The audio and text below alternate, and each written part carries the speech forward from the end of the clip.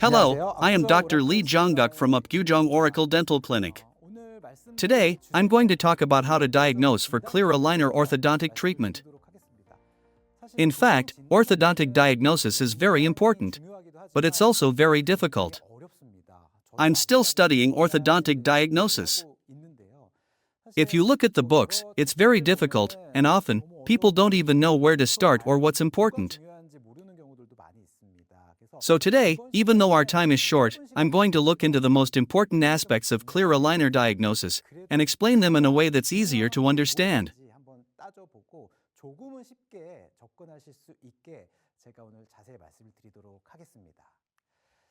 This chart here is what appears on the very first page of our orthodontic diagnosis textbooks.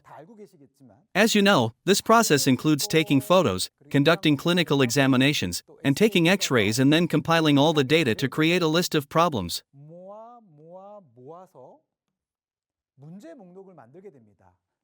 We make a list of problems, come up with a treatment plan, and then we start to figure out the mechanics of it, or add them step by step.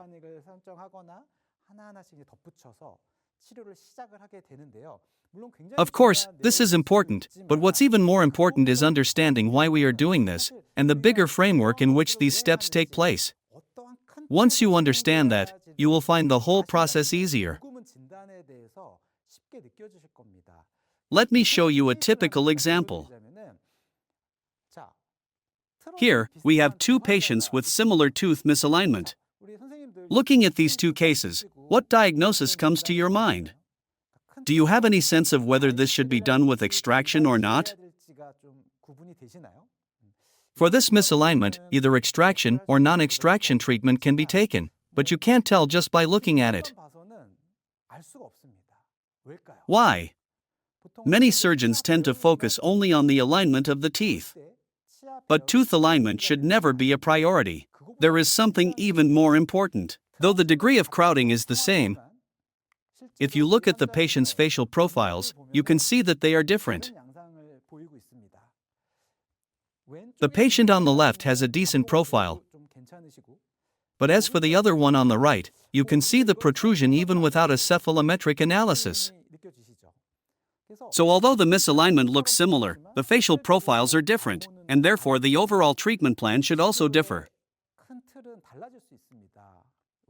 The left case might be treated without extraction, but the right case will probably require tooth extraction to address the protrusion. So in the diagnostic process, checking the profile is really important. Typically in clinical practice, people start by looking at things related with number 3 in the chart first, thinking about ways to fix the misalignment. But before we do that, we must observe the facial profile. You need to first decide whether or not you want to change the patient's facial profile, and then look at tooth alignment. Of course, the more important thing is the patient's CC, which is easily overlooked. Let's say, the patient comes in with one crooked lower front tooth, and the doctor says, "We are going to extract it and put it all in." That's not really what the patient wants. So you're going to check the patient's CC first, and then you're going to observe the facial profile, and then decide whether or not you want to induce the lip change. I am not talking about going through detailed cephalometric analysis and thinking about how much degrees to move the teeth. You would rather have to consider whether the patient really wants a facial change, whether they want their mouth to go in a little bit and if they are okay with that. These are the questions you need to ask here. After that, you can check the tooth arrangement, and then the rest such as asymmetry.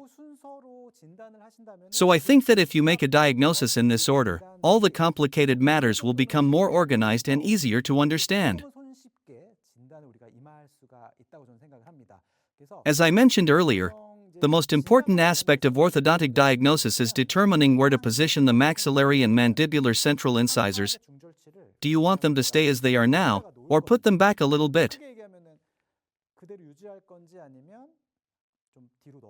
This all relates with the facial profile change. So, in a word, orthodontics diagnosis is a decision about whether to extract teeth or not to position the lower and upper central incisors in the desired position. And if you're going to extract teeth, you need to prepare for anchorage. These are the things you have to study. So upper and lower central incisors are important here. Some doctors use the maxillary central incisors as a reference, while others focus on the mandibular central incisor. Personally, I consider both in the same context, because if the maxilla is here, the mandible usually follows. If the maxilla is in one position, the mandible can't be somewhere completely different. So, regardless of whether the reference is central incisors on the maxilla or mandible, where to position them matters the most in the diagnosis. Let me erase this for now. Depending on whether we maintain the position of the anterior teeth or move them backward, the treatment plan can be different. We could just perform IPR only or proceed with tooth extraction. This kind of decision is a very important point.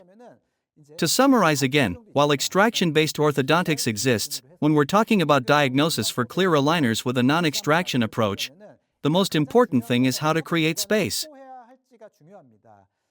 There are only 3 ways to create space without tooth extraction. So, whether you choose one of these 3 or all of them, what we should do is now determined by the diagnosis. Let me briefly go over them again.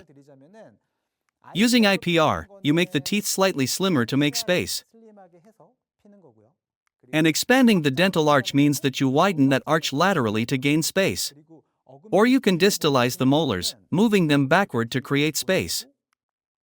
You must remember these 3 approaches.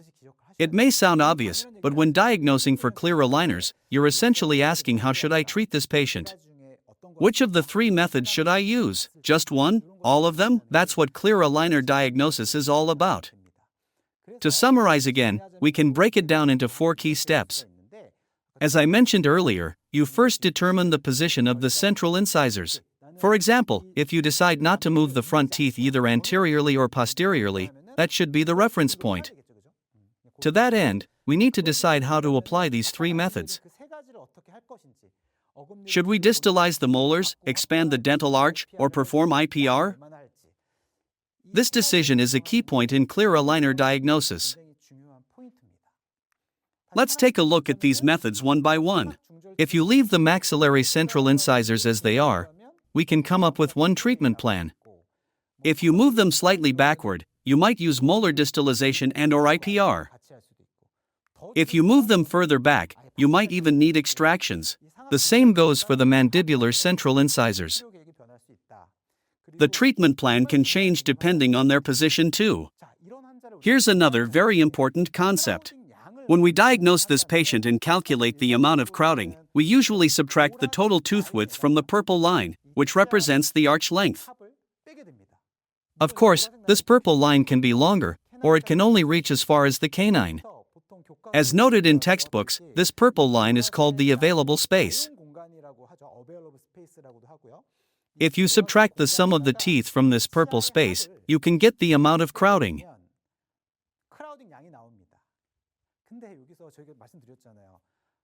Who decided on this purple line?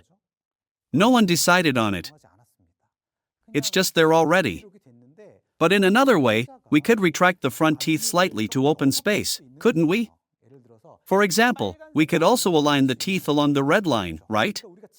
So with diagnosis, we must decide whether to use the red line or the purple line. Once that's determined, we can calculate the extent of crowing accordingly.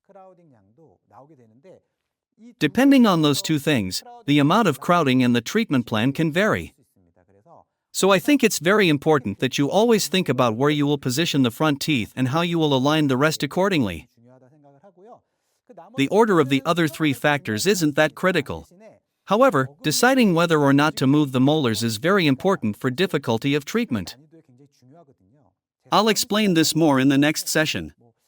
When it comes to anterior crowding like this, where the front teeth are protruded, there are a number of different treatment plans. On the left, you might relieve the crowding using only IPR, while on the right, you might distalize the molars to gain space. So ultimately, how you align the teeth depends on your diagnosis, whether you'll distalize the molars or perform IPR. You can leave a comment on the diagnosis sheet. Anyway, these are the available options. And lastly, there's dental arch expansion. I will use the whole single session for IPR next time, so that will be covered later. As for arch expansion, we may expand it like this, but the key is to decide whether or not to include this in the treatment plan. As mentioned earlier, once the position of the central incisors is determined, deciding whether to use all three options or just one is a very important part of the diagnosis process.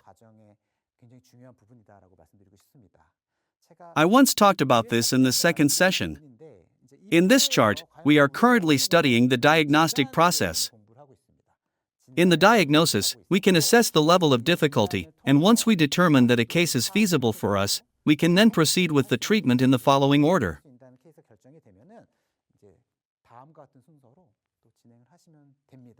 I will continue to come back to this chart in each lecture going forward, explaining where we are or what topic we are on right now.